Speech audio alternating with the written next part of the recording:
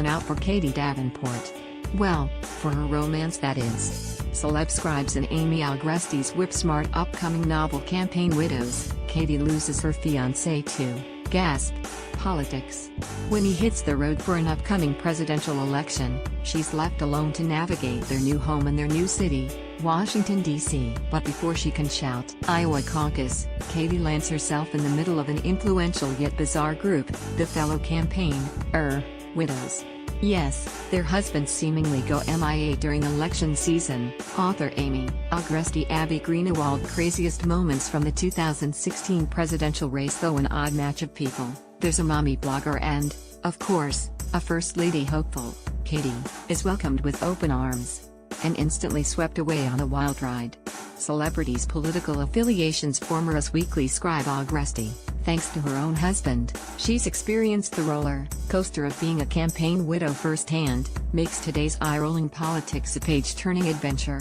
Read on for an exclusive excerpt from her novel, out Tuesday, May 22.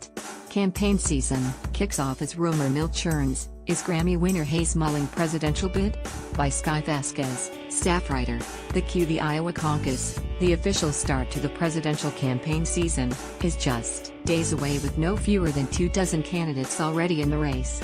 Among the very early favorites, according to recent polls, Vice President John Arnold, billionaire businessman Hank Goodfellow, and freshman Congressman Carter Thompson. But sources say yet another contender may soon enter the ring, Grammy-winning hip-hop artist Rocky Hayes. Yes, you read that right. A source at the Federal Election Commission confirms paperwork has been filed on behalf of the star. Primary ballots in New Hampshire, Hayes' home state, are being printed as we speak. Her name is on there, says another source. She does things her own way. No one would be surprised if she sat out the Iowa caucus and got in the game later. Whatever her plans, she's playing it close to the vest.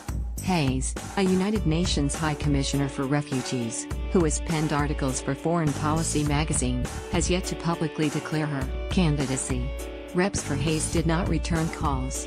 Part 1, Primary Education. Chapter 1, This is Totally the American Dream. January 1. Look at that endless spiral staircase, and Katie knew this just wasn't going to work in heels. She craned her neck, following that epic skyward coil leading presumably to the Capitol dome, as she slipped off her pumps and stowed them in her satchel. This called for pragmatism. So, how many? 26 stories, give or take, the buzz-cut Capitol police officer said, pulling shut the door onto the rotunda. Twilight descending from the windows above, tourists and lawmakers cleared out for the day. The grand, airy rotunda had been so zen-like at this hour. With the creak of the door, though, they were now sealed inside the stark and claustrophobic hidden passageway of the staircase. No elevators. Okay then, she said, squeezing the bouquet of glorious red roses in her hand. Let's do this. The plan had been a quiet dinner in DuPont Circle, near Jackson's place, their place now, their place, to celebrate her first day of work, but instead, a sleek black sedan had arrived outside her office and whisked her here, to this officer bestowing flowers with a note that said only, "See you at the top, love, Jackson." She wondered why the sudden change. Jackson had said nothing in his texts, going silent after instructing her to get into the car. The officer led the way, and Katie began the climb in her tights. To keep pace, she hummed that quick, steady drum beat of Rocky Hayes' Constitutional Right, the catchy that had been playing everywhere for weeks. About 18 stories up, her legs burning, she caught her breath. The twisting, turning path opened to a narrow catwalk, allowing her to glimpse the bottom of the rotunda, nearly making her queasy, before another passage sent them up again, deep into the webbed architecture of the dome. Metal beams and trusses extended out at all angles across the empty space in a way that appeared almost delicate. She didn't mind this long journey up, circuitous as it felt. 2 days earlier, she had completed a similar odyssey, and equally stunning feat, making the leap from New York to Washington, and to Jackson. The months apart had felt as arduous as this climb, so much scheduling, traveling week after week, unsure of where the relationship was headed but with the vague hope of reaching a summit at some point. And at long last, it had all culminated in her move to his city. She replayed that moment in his apartment, trying now, as she had that day, not to be concerned. He just hadn't gotten around to making room. He'd said he had been slammed with work, When she arrived to find not a single drawer vacated nor any welcoming windows created among his dozen navy and black suits, his vast array of button-down shirts. No room anywhere, really, for anything of hers. But there would be time for the proper melding of the things, she comforted herself. And so, she had simply, shoved her boxes and suitcases along the periphery of the one-bedroom apartment like sideline players waiting to be let into a game. The time was right, pure and simple. She couldn't take it anymore, the distance, being away from him, shuttling along Amtrak's northeast corridor or worse, along I-95 in those cheap buses with the reckless drivers that dumped you at Union Station or Penn Station or Chinatown, just to see him for a brief weekend. The more time she spent with him, the more she wanted. She ached for a time relationship, but it had been up to her to make it happen. As a Capitol Hill staffer, Jackson was firmly entrenched in D.C. now. And as a TV producer, she had more options, and Washington was still a great market, after all. She began looking sooner than she had admitted. These things took time, and finally, she had gotten the job, which was a good one with a good title. Senior producer at the local morning show Best Day DC, a step up. Except for the pay cut. She stopped and stood on her toes for a second, straining to spot the top, but it was too dark and winding to see anything other than more and more stairs. She sighed and continued her ascent. She had fought hard, but the pockets just weren't as deep as they had been at New York. Her new boss, Jeff, who seemed just a few years older than her but dressed as though heading a tech startup, hoodie, jeans, sneakers, had promised to reevaluate once ratings improved. "There's no question you deserve more," he told her. "But between you and me, we just rebranded, aka cheated death, and things are a bit capped, until we see the expected growth. You know? But we will, especially with a producer of your caliber." That was another thing. The show wasn't quite the #1 local morning show. Best Day DC might be 2 on a good day, or possibly 3. But she had felt sufficiently flattered by her new boss's confidence in her. So Jackson didn't need to know her salary details, or any of the reservations she had about leaving her old job and old life behind. From what she heard, everyone had some kind of dirty little secret in Washington, so this could be hers. 300 steps later, they finally reached their destination. She paused to catch her breath, smooth her long brunette bob, slip her shoes back on.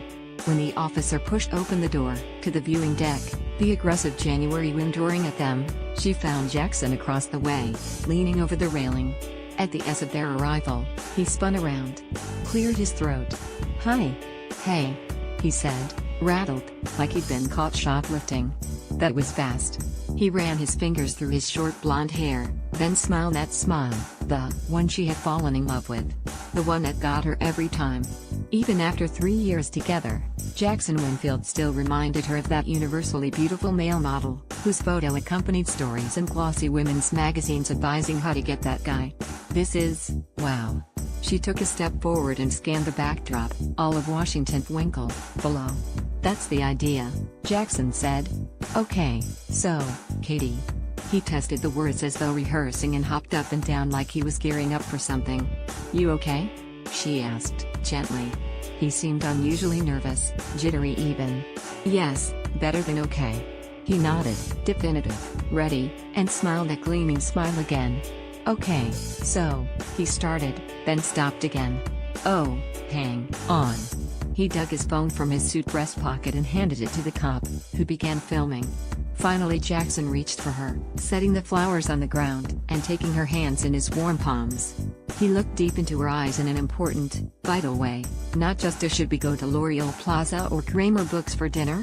way. The Washington Monument shone behind him, in the distance. "I had a whole speech I was working on, but I'm no speechwriter. So, I love you. Will you be my running mate?" "Your, what?" "You know, my running mate, in life. Marry me?" he asked, kneeling now. His face stony, serious, aqua eyes glittering. She stood there, hands to her mouth in pleasant shock, possibly having an out-of-body experience. "So," he prompted her. A gust of wind whooshed past, waking her up. "Oh. Sorry." She shook her head, brain activity flickering again. "Yes. Of course. Yes." He kissed her in that perfect way of every film and book she had ever seen or read. And then he gently swept a lock of hair away from her face and sighed. "Now, Just a couple quick things. Oh? She asked with a nervous laugh.